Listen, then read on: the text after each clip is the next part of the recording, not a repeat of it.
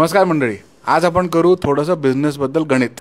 इंडियाच्या शेअर मार्केटवर किती कंपनीज आहेत आज लिस्टेड, त्याचे शेअर्स आपण विकू शकतो किंवा खरेदी करू शकतो. मला फार काही माहिती नाही, पण अंदाजे 8-10 हजार तरी असावेत. 7,500 कंपनीज आहेत. त्या सगळ्या कंपनीजचं ची मूल्य किंवा किंमत किंवा व्हॅल्युएशन सम करू आपण, तर तो नंबर काय होतो? माझ्या मते कितीतरी लाख कोटी वगैरे असं असेल. Correct sir. रफली 500 आणि 550 लाख कोटीच्या मध्ये. बरं, इंडियाचं GDP किती आहे? ह्याच्या नंबरवरून मोठा आहे, छोटा आहे? हा, असायला तर मोठा पाहिजे. सकल देशांतर्गत उत्पादन.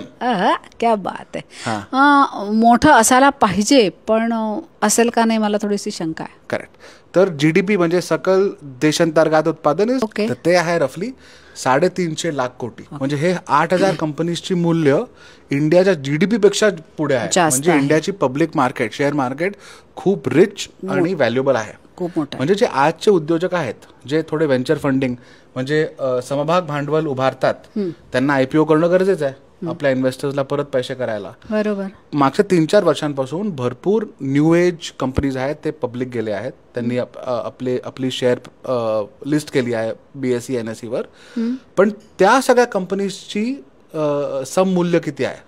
झोमॅटो म्हणजे इटर्नल, पेटीएम, पॉलिसी बाजार, मोबिक्विक, हे सगळे असे 20, 25, 30 कंपनी असतील मागच्या 3-4 वर्षांपासून. बरोबर.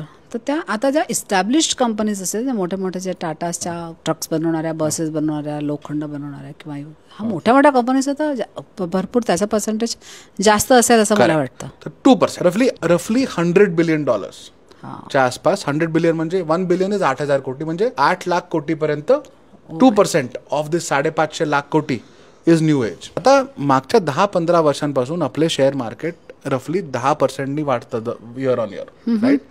तर मग जर त्याच रेटनी वाढेल तर 550 लाख कोटी इन नेक्स्ट 15 वर्ष कॅन बिकम 1,500 लाख कोटी, म्हणजे 15 कोटी कोटी.